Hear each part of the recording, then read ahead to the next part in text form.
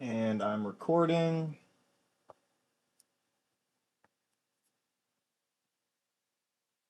All right. So I assume people are going to come in as we go, but that's fine. Um, for people who are new, who might be watching this, one of the first things you all need to do to be able to get started with CAD is to make your Onshape account. Onshape4frc.com has the Start Learning section where you can go in and follow these steps to actually create the account. You have to make sure you do it through the education plan link so that you get the actual education account, not just the free account. They're slightly different, and if you just have a free account, you won't be able to edit a bunch of the stuff, all of our parts that are saved under the education plan. From there, there'll be more tutorials and things. You're free to read over the rest of the getting started page if you want to learn from yourself. But we will have times where we'll do training to get people up to speed with Onshape as much as we can, where you can start making parts and start using it to export things, print things, laser cut things, all of that stuff.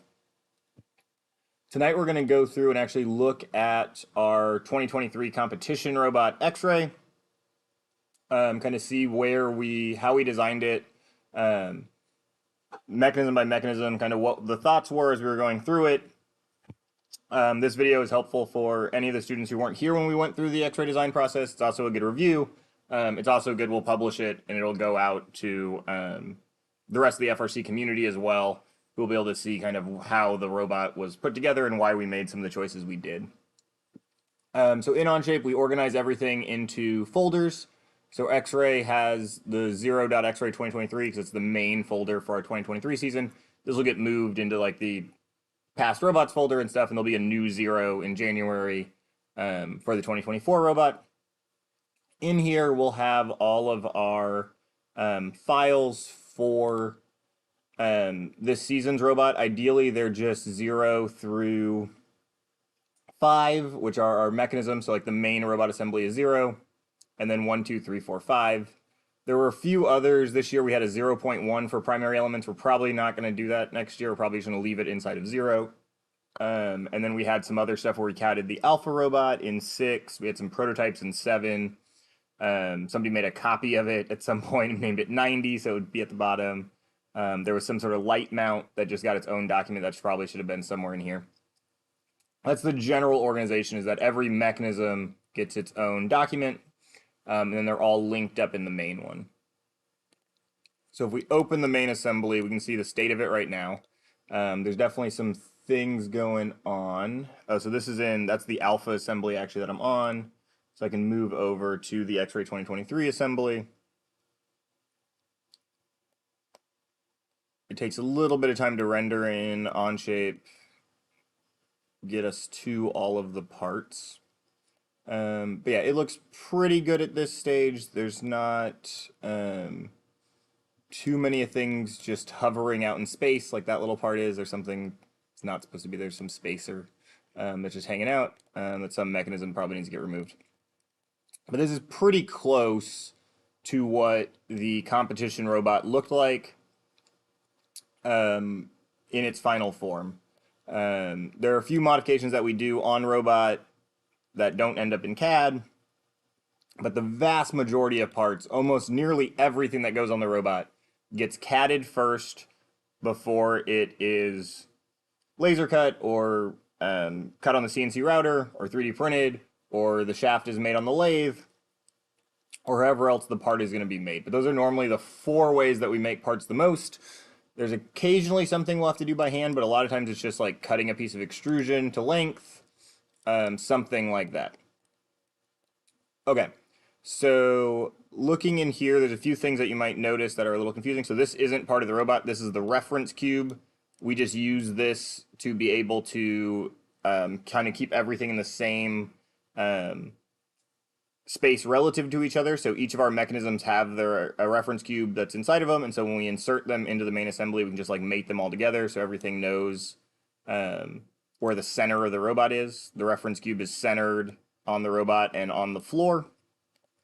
So we're able to know where the floor is too. If we need to measure how tall the robot is or something, we can just like click on the bottom down here, come up to the top wherever our like topmost point of the robot is, or something close to that. And we can see the robot's about 45.8 inches tall, somewhere around 46, something like that. Actually, probably a little bit taller if we went up to the spring, but it doesn't matter. Okay, so I said the robot was divided into mechanisms. So the 5 mechanisms for X-ray are its drivetrain, then the click off, then the elevator.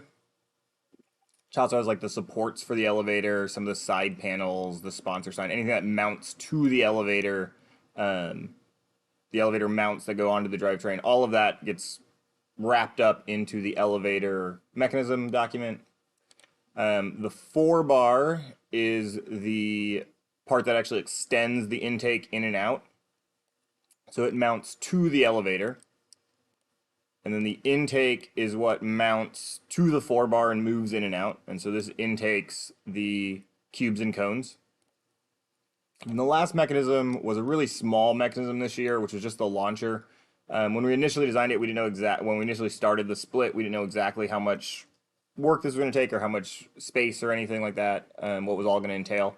So we had it as a separate mechanism, but it ended up really just being a part of intake. So had we designed these in the same document, that would have been fine. They could have just been their own parts to do an assembly. But we chose to have it in a different document just because that was the way we started it. Okay, so let's start down at the bottom and let's look at the drivetrain. So in Onshape, we can go in and hit open link document, and that'll let us open the drivetrain document directly. So we're in a different document, and so Onshape does that by linking versions. So when this actually does load, it's not going to be the main version. It's going to be a version that we're currently inserted into the X-ray assembly. So it's like reference to that specific like state that it was in. So if you hit return to main, you can get up to the most updated version of it.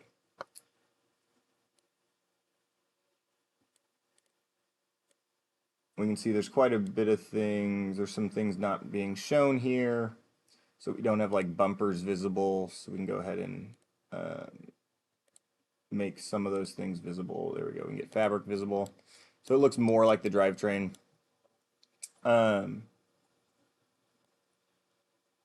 X-Ray's drivetrain has some things that aren't there anymore. So we had like the way we were doing bumper mounts ended up changing throughout the season. So these plates were how we were mounting the bumpers, but they ended up not working. So they got removed or bent or broke. And we swapped in different things. So they're not always, the CAD isn't exactly identical to the real robot all the time. I'm going to go ahead and hide the bumpers again though. So we can see kind of the main drivetrain assembly. Most of our drivetrains now are basically the same thing. Since we moved to Swerve Drive in 2021, pretty much every one of our drivetrains is just 4 pieces of rectangular tube. So we have one here and then one on each of the sides, and they're all held together by the swerve modules. For this robot and for our 2022 robot, and for all the robot that we built in the off season for 2023, all of them have been using the Swerve Drive Specialties MK4I modules, which means inverted. So the motors are like pointing up and they're kind of off to the side of the module. This keeps them a little bit lower than the standard swerve modules that you may see on some other robots that have the motors pointing, like the motor shaft pointing down, and they stick a little bit higher. This doesn't mean they take up a little bit more space, but they work really well. They're super robust. They're a little bit heavier, but not in any way that we worry about now with the way the robots are built and things. And they've worked great for us. We've been using them for over 2 years now, and they've been very, very solid for us. We've had very few failures. This is a part that we basically just buy every season, so we have new ones ready to go for 2024.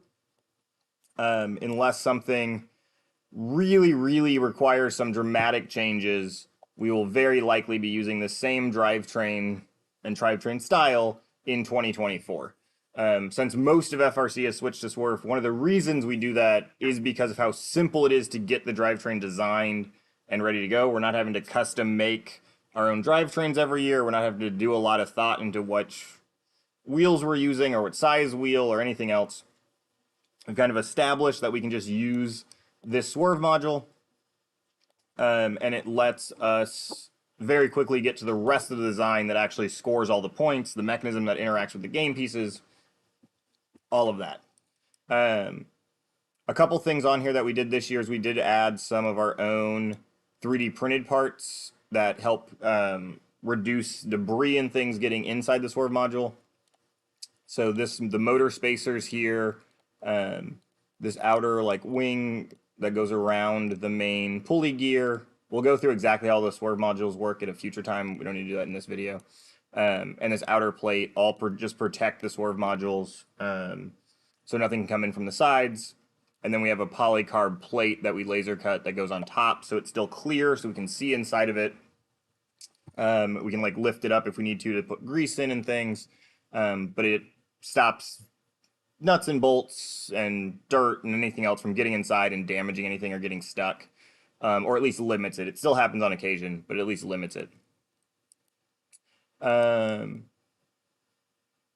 The drivetrain was set up because we knew we were going to have quite a bit of weight under the weight cap. So each robot can only be built to 125 pounds is your max weight. We knew if we just built the robot that we were planning to, it was going to be quite a bit underweight. It would probably only be a little under 100 pounds or so. And since we knew we had all of that weight to play with, we went ahead and used a steel belly pan. We actually ended up using 2 steel belly pans because we didn't have even enough weight when we just had the one. And so this gave us a lot more weight low on the frame of the robot, so that when the robot reached up really high or far, it didn't tip. Excuse me.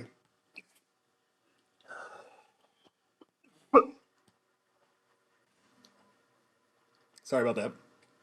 It didn't tip over. Give me 1 second.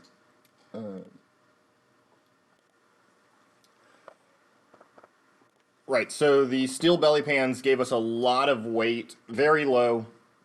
It lowered what we call our center of gravity, kind of where the center of the entire mass of the robot is, to be as close to the floor as possible. We ended up with around just under 30 pounds, I believe, of steel ballast down there, about 27 pounds on the belly pan. And so that let the robot be a lot more stable. It did push us a lot closer to the weight limit. By the end, we were pretty close to the weight limit after we added a bunch of other things. But it was definitely worth it to be able to accelerate quickly and to not have the robot ever tip over when we are driving very fast, when we're running into all the other robots on the field. Anytime you tip over, it means your match is basically done. You can't help. You can't get any of the end game points. You can't keep scoring. So the goal is to never tip over. So steel belly pans help a lot with that. It's very likely something that we'll consider in the future. If we're pretty sure we're not going to need all of the weight budget, putting 10, 15, 20, 27 pounds right down low on the belly pan works really well. Our sponsor, Solarcraft, is able to laser cut the steel for us. And so it's easy for us to do since we don't actually have to produce it. We can just send them the file and they cut it out for us. Because they have a laser cutter that can cut metal, unlike the one we have in our shop that can only cut plastic and wood. So something like that works really well. And it was very convenient this year. Like if we did not have that and we were running like our standard wood, or if we were running a plastic belly pan, the robot would have been way more tippy and wanting to tip over anytime we had the arm up and we accelerated or anything like that. It would want to tip over. Quick thing about the belly pan as well. Alan mentioned that we normally do wood on it, but another thing that we did differently this year is that this is the first year that nothing on the belly pan was drilled through. So part of the nice part about wood compared to what a lot of teams do, like aluminum, is that it's really easy for us to just drill through and bolt something on. Because of the charge station this year, we didn't really want to have any bolts sticking out under the robot. So all the electronics, everything like that, was VHP down with the exception of the battery box. which did have bolts going through it. Yeah, so everything was just double stick taped, or VHB. It's a very strong double stick tape. And then the battery box was bolted, but with countersink bolts, so they ended up being completely flush. So we had a very smooth bottom of the robot, which meant that when we went over the charge station, nothing got caught or dragged. And also, one of the things that happened this year for some robots is they stuck forks under other people. Having a very smooth underside of the belly pan meant that if somebody did need to stick a fork under them, nothing would get caught or rubbed or anything either. So that was part of the design. So we had some holes in case we needed to do something where we needed to mount something, but for the most part, we left it basically fully flat, and we just stuck everything down with VHB, made sure it was very secure, and that seemed to work pretty well for us. The electronics are what basically sit on the belly pan. That's why we have one. This also gives structure to the whole frame. It connects all the rods together. But the main area that its main use is just to mount all of the main electrical components of the robot. So we have the RoboRio, which is like the computer for the robot. It's what we actually program. It's what's controlling all of the motors. All of those sorts of things. We have the power distribution hub, which is giving all the power to all the motors and everything else on the robot. The battery, which is where all the energy that the robot uses is stored. So we're charging between matches, what we swap every match. The main breaker, or the main power switch for the robot, we elevated and put up here so it was a little bit easier to get to. We could run the power wires like under and around it to have a really short power path from the battery to the main breaker and the power distribution hub. There's a sensor here that's called a gyro that lets us know how far the robot's rotated. So that's also how with the swerve modules, where the robot's able to both drive forward and turn at the same time, the gyro allows the robot to know how far it's turned, and so it can actually keep its heading, so it can know that it's actually straight and stays straight instead of just like drifting off to any direction. The gyro should be keeping it straight. There's a few other electrical things down here that help with like networking and some other power distribution stuff that goes down here. Some of it's a little bit different than we actually fully CAD'ed. We made sure that we could lay it out on the real robot, and we didn't need to put it all in CAD since nothing else was going to be mounted there. And that's pretty much it for the drivetrain. We did have a few extra weight plates at the back that we added. It wasn't a ton. It ended up being about 4 pounds. That we added to the very back of the robot just to offset the weight from the arm a little bit more. And then the bumpers get made and added every year. So these were bumpers that were full wrap, so we built them as one big rectangle and wrapped them all in one long stretch of fabric and everything. And like I said earlier, our bumper mounting plan didn't work very well, so we ended up changing it, made some L brackets, and ended up just like bolting into the rails themselves. By the end of the year, we were just bolting into some nut strip that we mounted to the rails, and it worked well enough. It's not pretty, wasn't ideal. We're definitely going to be working on something better for next year. But it's a relatively simple drivetrain, nothing really complicated. Standard swerve modules, extrusion, belly pan, and bumpers. The chassis size has been the same one we used for a while, so it's 24 inches wide by 27 inches long. It's not a square, it gives us a little bit more room in the direction where we're kind of doing things, in that scoring direction where the elevator is, where the intake is, and then it allows us to be a little bit more narrow when we're going around other robots, and also this year on the charge station when we had to fit 3 robots onto the charge station to be able to balance. That little bit extra narrowness where we were an inch or 2 smaller than some of the other robots did help a little bit. Okay, so the drivetrain is probably the most simple part of the robot. It's going to be very similar to what we are going to build, what we did build in 2022. It's very likely similar to what we will build in 2024. Moving up, we can get to our elevator. This was one of the bigger decisions we had to make at the very beginning of the year, was what's kind of like the structure of this robot? How do you actually play the game? And we ended up deciding to go with this tilted elevator or angled elevator concept Where in most games, where you have these elevator concepts, they're normally like straight up and down because you're just moving the game piece straight up and down to score something really tall. In this game, we actually needed to be able to score farther away from the robot, right? The top nodes were quite a distance away and up from the robot. So we angled the elevator a little bit to be able to give us that extra reach when we fully extended it. The angle we set was probably a little too shallow. We probably could have gone a little bit more angle, which would have helped get it to reach out a little bit more. This was mostly just because of some of the geometry with the way the actual intake worked, with where we wanted the cone to be placed and things at the end. This angle worked for us. We probably could have chosen something a little bit different and got the angle a little bit further, redid the intake geometry a little bit, and it probably would have worked as well. It was still able to score high cones. It just meant that some of the mass of the elevator was a little higher than it probably needed to be when it was fully up. And so we could have done things to get that a little bit lower by tilting it a little bit more, and using that reach to get out there. Let's see if it'll load. So while it's doing that, the idea of the elevator is that it has a motor at the bottom that's raising each of the stages, or it's really the goal is just to raise this main stage that we call the carriage. It has a inner stage here, as it's loading this inner rectangle that moves up and down as well. But that just allows it to fully extend. So let's see if it'll fully render. We should be able to move it.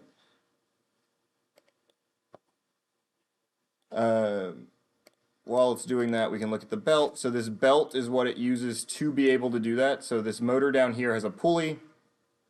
As this pulley spins in this direction, so as we're looking at it here, counterclockwise, it's basically pulling down on this part of the belt. So you imagine it's like pulling down on this rope. As it does that, it goes over this pulley up here, over this one at the top here, and then attaches to the carriage here. And so basically as you pull this down, this side goes up. And since the pulley on this side is basically being pushed up or being allowed to be pulled up, it's also attached to the carriage, and so it moves in the same amount that this is being pulled up. This is also being pulled up. So the whole loop stays the same distance away, and so you're just moving the belt with that pulley, and you can get the carriage to move up and down. In CAD, we don't move the belt at all. It would be complicated to do that, but we can move the carriage up. So we can see what the elevator does. So as that motor moves, the carriage would be able to slide up and down. It does that on these bearings that we have here. So on each side, there's a free spinning bearing, which is basically just a little wheel that spins very, very smoothly. And then there's bearings inside of here too that are spinning on this inner wall that allow it to move up and down very, very nicely. Nothing's rubbing. There's not a lot of friction or anything like that. So this is how much just the first stage can move. So that's if the elevator just stopped at only having the carriage. But we should be able to move the rest of it. There we go. So then the first stage can move, and then the carriage moves as well. So what normally would happen is this would hit the top there, and then this would go up. And so that's the elevator at full extension. This part is modeled where it doesn't actually bend, but in reality, this is still mounted here to this top bar, or to this crossbar, and that's how the wires move.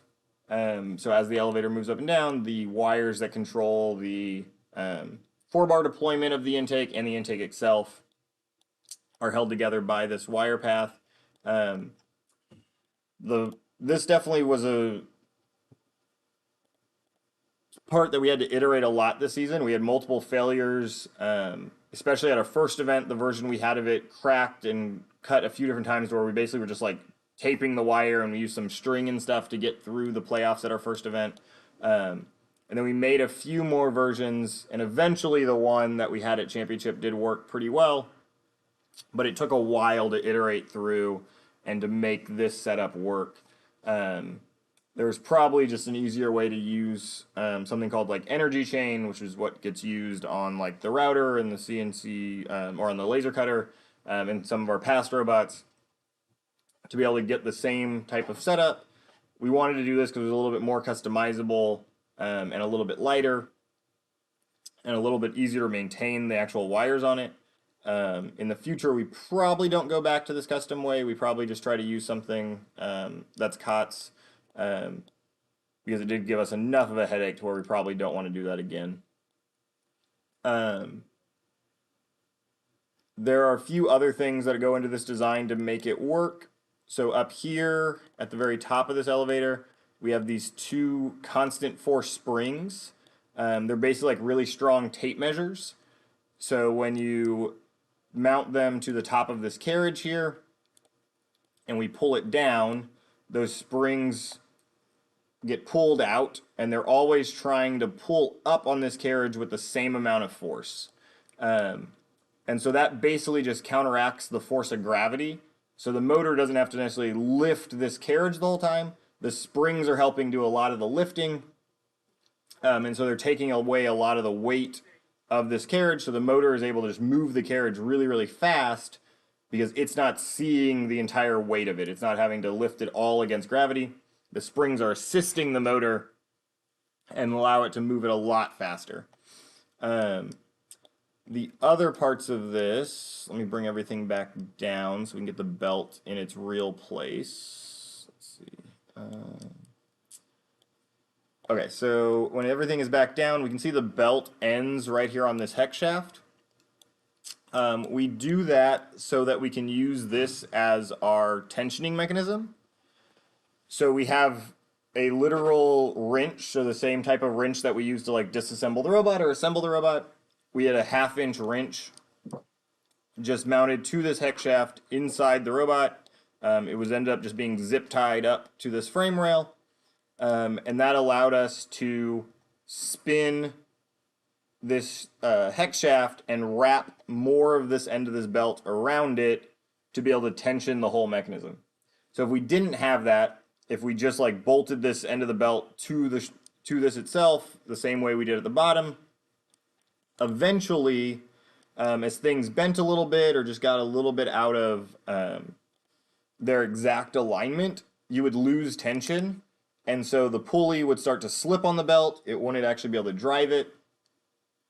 When you try to send it to a certain position, it just wouldn't work. And so this happened on a few times. If we let the belt get out of tension, you'd go to actually try to move to a position and it wouldn't actually get all the way there because the pulley would slip on the belt and it wouldn't move it the way it needed to. So keeping proper tension is super important in any sort of linear mechanism that's driven this way. And the ratchet setup we've been using for a few years now has been phenomenal for that. It's super quick. You can put a wrench on the end of this, turn it a few clicks of the ratchet, and you get just the right tension that you need without having to unbolt anything, release any latches, anything. There's no, you don't have to like change anything to be able to tension the system very, very quickly. A few of the other parts that are in this robot, or in this part of the subassembly, is we have quite a bit of electrical mounts do end up mounted up here. So we have a few things like the robot signal light got mounted through this like cross brace that we built. The robot radio was mounted to one of these upper supports. And then we also had our limelight and driver camera, that's what this hole's for, were mounted off this crossbar. And so they were up high so they could be above the intake. So we could see what we were intaking from the ground, and we could also see when we were scoring. And so a lot of those little details get put into mechanisms, kind of wherever they're mounted is where they get put into. We did have some 3D printed parts. So this spacer assembly here was fully 3D printed. Some of these other spacers that were just to hold off like the sponsor panel that goes along the back. These were also 3D printed. In a few different places, there were some plugs that got 3D printed that were inside of these tubes. Oh, this rear spacer or this rear bracket back here was also printed. So there's quite a few printed parts as well. These little cutouts here on the robot are for quickly accessing some of the electrical connections. So we had Ethernet and USB to the RoboRio into the robot, so that when we're testing things, we can plug in directly to the side. We don't have to try to like plug in onto where the belly pan is, where the other electrical is. It saves the connections a little bit. It just makes it easier. It's really just a quality of life thing to do something like this. It's just thinking through how much you're gonna have to use the robot, how often you're gonna have to plug in this Ethernet or USB cable, and having it nicely positioned on the side of the robot makes that a lot easier than having to dig around in the middle. You might end up disconnecting something else while you're trying to do it if you're plugged into something that has a bunch of other plugs around it. So having something like this on the outside is very nice. Oh,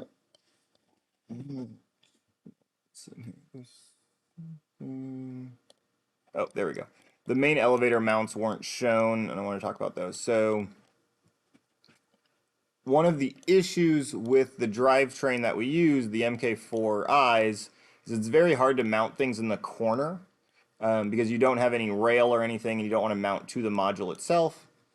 So what we did the past 2 years in 2022 and 2023 is we had something that allowed us basically to have a plate that came up from the drive rail that allowed us to mount over the module. So in this case, we had a sheet metal plate here.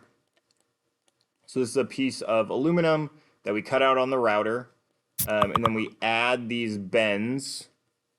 And so those bends let us have this part get a little bit more strength. So just like if you fold a piece of paper, it's harder to bend it across the long leg of the piece of paper. It makes it very hard for this piece to bend along this fold. So that makes it a little bit stronger. Had we done it a little bit better, we may have added bends to some of the other sides. That would have made it a little bit stronger again. Especially as it comes and mates into some of these flat parts. It was a little bit weak, and we ended up seeing some bending. And we actually sheared through one of these parts in the off season, I believe. I believe it happened at TRI or right before TRI. Our summer off-season event. And so one of the things we're going to do in the future is, even though our tube pattern that we buy has all these holes in it, so even though the tube has like holes every ½ inch, our gussets and things that we make, we're going to try to move them to every inch. So it's very likely we'll do some sort of like 1, 2, 3, 4, 5 pattern or something like that. And that gives it a bit more material between the holes, so it's harder just to rip through. Because we basically saw it rip pretty much along this like rivet line right here, and all of these little less than ½ inch pieces of aluminum were just able to shear off under just the load of supporting the entire elevator, having it get run into a few times throughout the season. It was completely able to break there.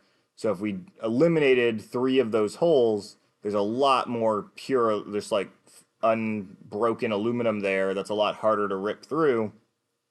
So the whole plate gets stronger without much of a loss in terms of connection strength when you still have 10 plus rivets here holding it all together. I think that's most of it. There's a few other details in here where you just have like kind of the little supports to stop or to have the sponsor panel that goes on the back that also stops any game pieces from landing in the back of the robot. We wouldn't want a cone to like land in the elevator or a cube or something, because that would mean we couldn't hold it any other one. So you always want to make sure you protect the robot against those type of things. Thinking through anywhere where there might be some weird gameplay things. Similarly, that's what this polycarb panel is here for as well. It stops either the game pieces from landing inside our robot, so we didn't want it to go into the belly pan. And so ideally it's at a little bit of an angle, so that if a cone or a cube got here, we hope that it'd be relatively easy to get it to slide off the front and not get stuck in the robot to where we couldn't get it out, so that we could keep playing the game even if one landed, unfortunately, here in the middle. Okay, we're going to move on. We'll do the 4-bar pretty quickly. It's a relatively simple mechanism. I'm going to go and open the intake at the same time so it can render.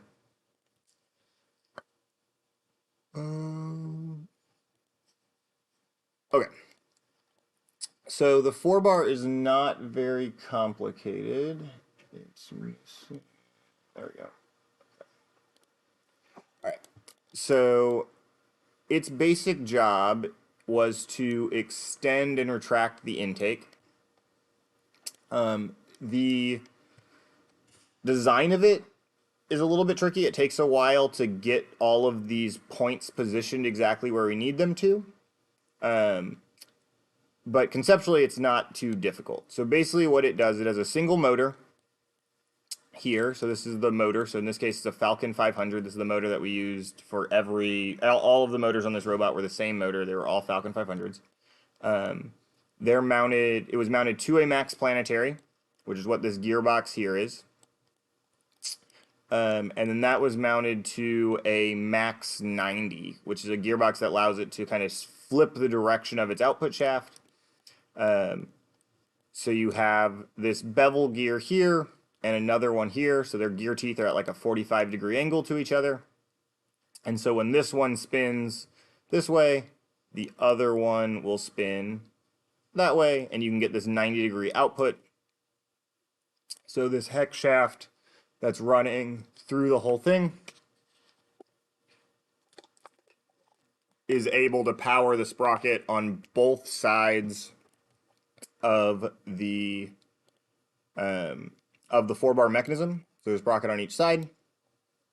That sprocket has a chain connection to a bigger sprocket. So there's a bigger sprocket in here that you can kind of see in orange, all those little sprocket teeth.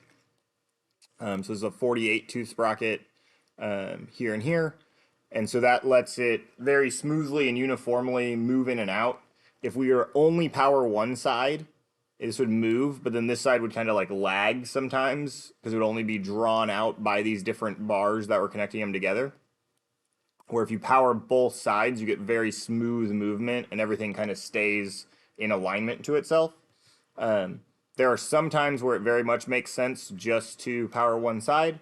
If you do that, you have to make sure that you have a really rigid connection between your two sides of your mechanism so that any of the force that's acting on this one doesn't allow this one to still like wiggle or bounce back and forth or anything like that. You want these to be super rigid if you only power one side. You also get a little bit of redundancy by powering both sides. So if either one of these chains were to mess up or come off, we would still have power to the other side and we could probably still get the intake to move in and out. Okay, so why is it called a 4-bar? So the reason it's called a 4-bar is it's a type of linkage.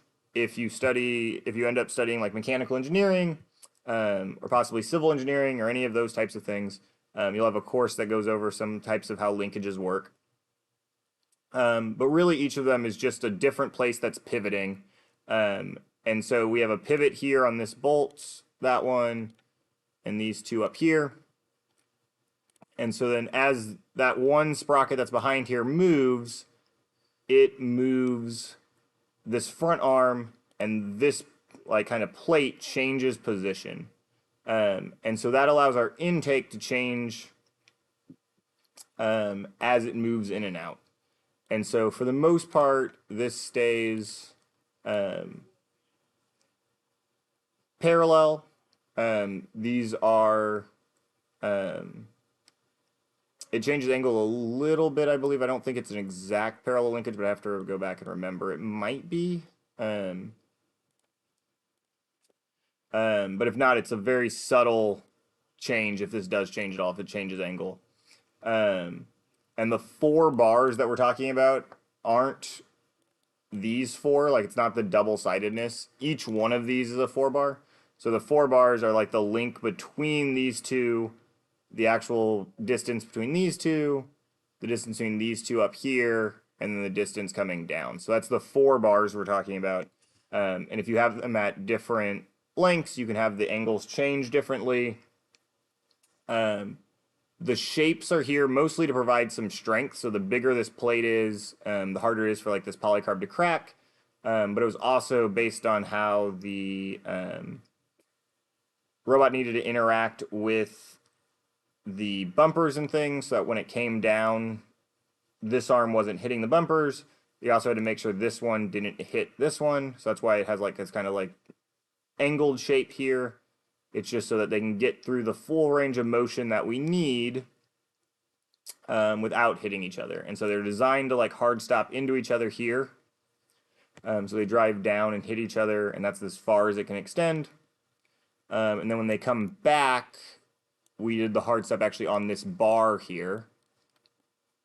And so this bar runs into this plate, and that stops it from going any farther back. So anytime we have motion that we don't want to be continuous, it's ideal if we can run them into physical stops that stop the motor at whatever the limits of our range of motion is going to be. So however far we want the mechanism to be able to move forward and backwards, we want something to stop it there. If we don't have that and we have to use only like software limits or a sensor, it's possible that it can go too far, and that sometimes can cause us issues. Where if we can mechanically stop it, we can make it very simple. It's very easy to control. For some parts of this robot, if we just needed to tell it to go full out or full in, we could have it just drive to do that. We ended up needing quite a few other intermediate positions for things like grabbing a cube off the floor or grabbing a standing cone. We had different positions for those things. But if we had to, we could definitely have just used full in and full out for certain things and still been able to play some parts of the game.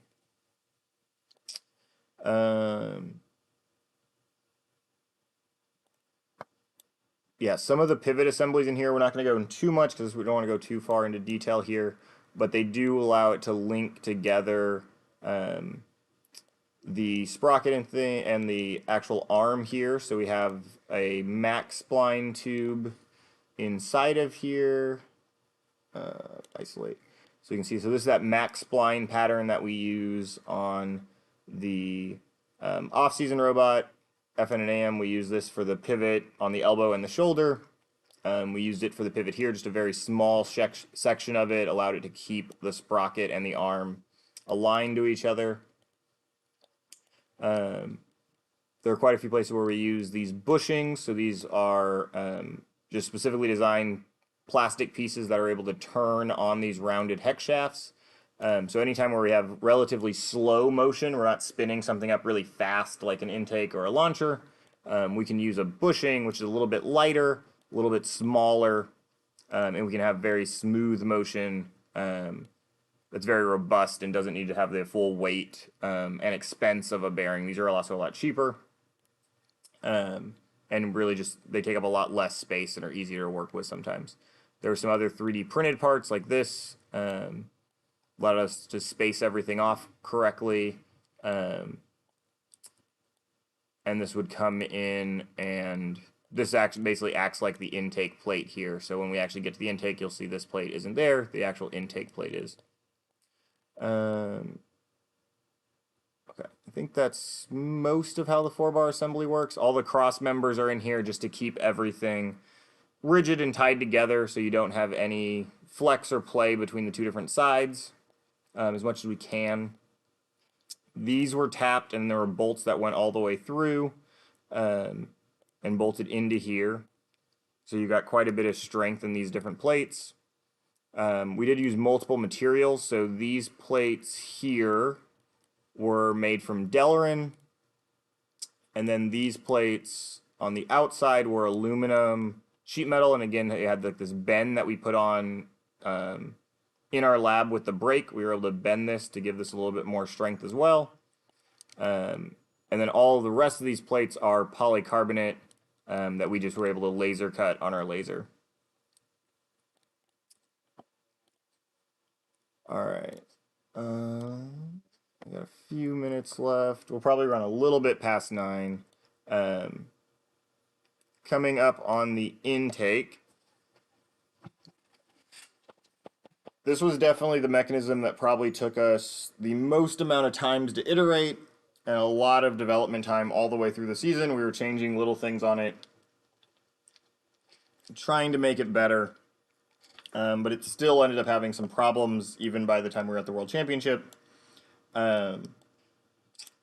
We asked it to do a lot, so we asked it to be able to pull the ground cones that were tipped down on the floor. So this roller down here was basically designed to like pop up the tip and allow the cone to get kind of sucked in between these two rollers. It also was able to intake standing cones. So in that case, this roller up here would hit the tip kind of down, and then it would suck in again through all three of the rollers.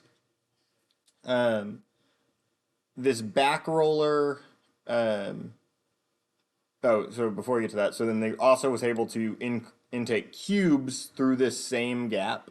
And so that was one of the trickier things that this intake was, we were trying to get it to do, and it did do relatively well, but it ended up causing some problems, is that we were trying to optimize it to both be able to hold a cone between these two rollers and be able to let a cube go all the way through. And so while it worked, it ended up being a little bit of an optimization game because the cube wanted this gap to be bigger so it would be easier to go through it, and the cone wanted the gap to be a little bit smaller so that we couldn't take the entire cone through it and end up getting a cone inside the intake.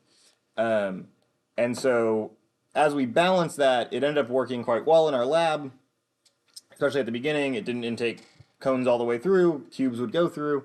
It worked very well. Throughout the season, we learned that like the rubber plastic of the cone, if it got heated up, it would be more pliable, and so the intake would be able to like bring the cone all the way through a lot easier. And there were some cubes that were a little bit more inflated or a little less pliable, and they wouldn't go all the way through. And so we made some different changes throughout the season. This plate changed a little bit to raise the location of the shaft a little bit. So it changed the intake geometry slightly, just as we were trying to improve it over and over again. And it definitely got better from when we initially were testing in the middle of the build season, but it was never quite perfect, even as we iterated throughout the competition season. This bottom roller back here served a couple different purposes. It kept the cone from going down, so it kind of angled it back up so we could hold it where we wanted to with the flange on these two rollers, so we could spit it back out onto the pole. It also was the loading roller for the launcher. So this intake had two motors on the intake and then one more motor on the launcher. So each of these were independently powered. So this motor on this side powered both the lower rollers. This motor up here powered the top roller, or the front roller. And then the launcher motor powered the launcher wheel directly. We did that because we wanted to be able to spin them up. So if we open up launcher, because they kind of all work together, you can see it in the main robot too. The cube would basically be pulled down by this lower roller and get shoved into the back of the intake. The cube would touch this bar here, and so it wouldn't touch these wheels or these wheels. It would basically just be on this roller and this bar. And that allowed us to spin this roller and this one up very, very fast in opposite directions, so that when we then turned this roller on forward, we could push the cube in and it would launch out between those two spinning wheels and be able to go either, depending on how far we were shooting, either just into the community from like behind the charge station when we wanted to just get cubes over, or we were using it also just to launch the cube up into scoring position as well. And it did work reasonably well. It was just really, really hard to get that set up to be consistent. Did I do intake again? I meant to do launcher. Okay. So it was very, very difficult to get that whole setup to be consistent, which if we did it all over again, we would not launch cubes in the same way. which is why we did not launch in our off-season robot. Instead, we just placed them up on the shelf. That allowed us to optimize the intake for that robot to be a lot better for cones, which was a lot more of the mid and top grid than the cubes were. Some other parts with this intake and kind of why we designed it the way we did. It has two 1/8 inch panels of polycarb on each side that we sandwich together. So there's standoffs going between these. Those standoffs are actually the ones that are on like the 4-bar here. So these standoffs go between these two plates. There's also standoffs for like these spacers here. I think we left some of them over on this side too. There were some other ones that got put in for the motor mounts. And so that allows the intake to be relatively rigid because you have all the standoffs going between those two plates and kind of like act as a sandwich. So it's hard to bend these two plates when they're all sandwiched together. But they still allow them to be pretty pliable. So that if this were to get hit from the side or to take an impact, you don't have neither of these panels are going to crack or break in that way. So they're not very brittle. Thin polycarb is very, very flexible. It's very, very impact resistant. And so that worked very well. So we didn't have any issues with these panels at all throughout the season. We didn't break any of these. We also designed them in a way that the shaft mounts, the bearings here, were all mounted on little bearing holders that then bolted to those panels. And so this also allowed us to very quickly change the rollers if we needed to. We could also change the design, like I mentioned earlier here, where we had to like lift this roller a little bit. We were able to do that just by remaking these plates and not remaking the entire intake plate itself. So we were able to basically leave these on the whole season and only worry about modifying these little plates to get the geometry the way we wanted once we got to our first comp version of our intake plates. Other things that we did modify, so there's like basket for the cube that held it in the back. There was a lot of design that went into that because it had to make sure that it didn't hit the bumper when the intake was fully deployed, but was still able to hold the cube. So we worked on that a little bit, and then that was also bent on our sheet metal brake. So we were able to design this as a sheet metal part, laser cut it flat, and then we go and add all these bends to it to give it that like 3D geometry. What are some other things? We did a similar thing up here. So these are polycarb plates that get bolted to the intake that act as little wings. The idea being it would force the cube in a little bit, mostly so we didn't get a cube kind of caught on this corner. We'd rather these wings like push the cube away than get one that was jammed and couldn't get intaked and couldn't get actually all the way into the robot. So those helped a little bit do that. They also scraped the cone a little bit in case the cone nose was going to like hit over here instead of on the roller. It would kind of push it back in that direction.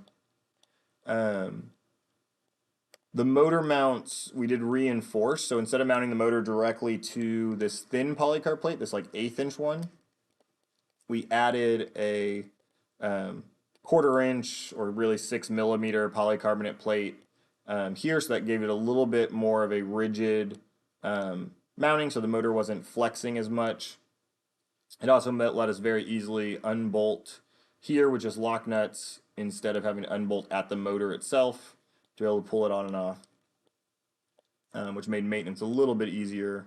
We could also use that ability, if we needed to change the exact position of the motor. So if we ended up wanting this to be a little bit farther back or to change it with the belt geometry, we could by just replacing this plate instead of, again, replacing the entire intake plate just if we wanted to move the motor just a little bit.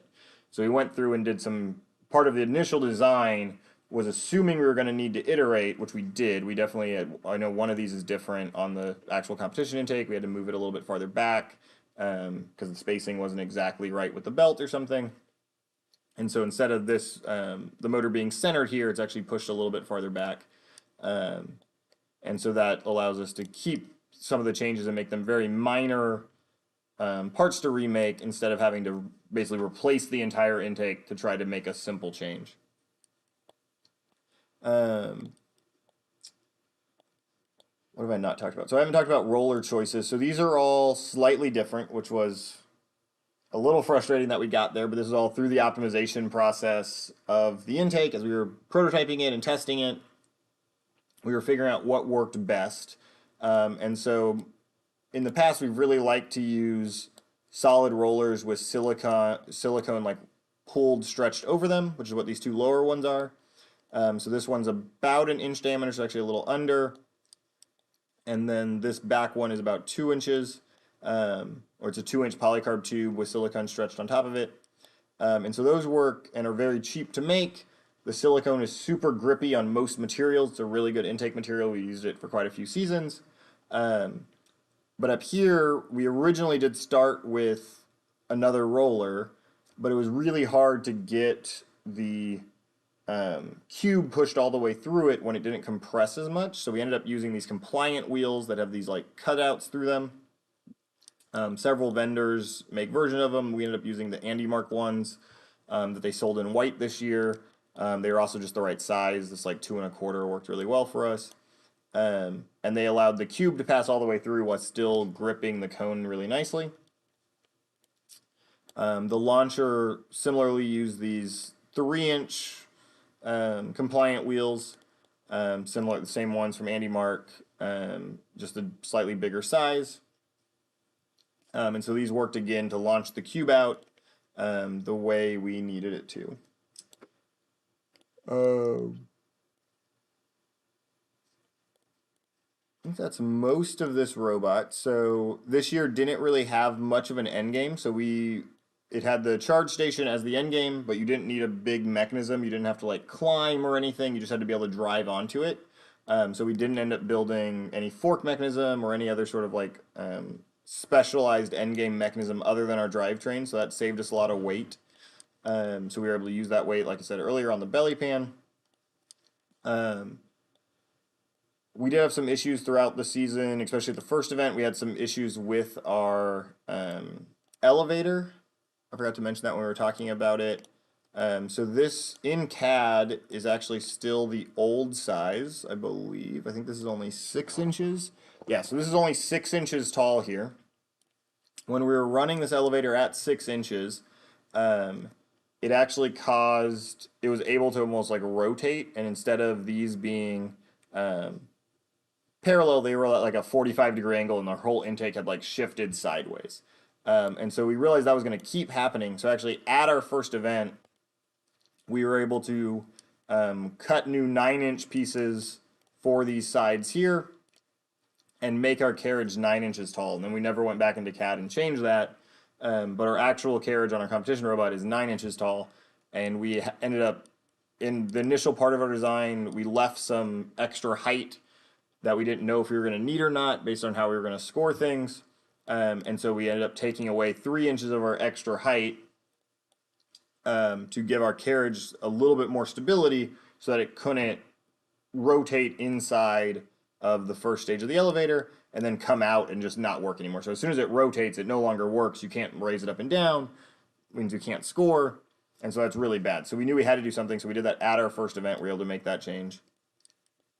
We had a lot of issues this season with these like 3D printed pulleys. So these are for the belt that runs all the way through the elevator. There's bearings inside of it and a shoulder bolt that mounts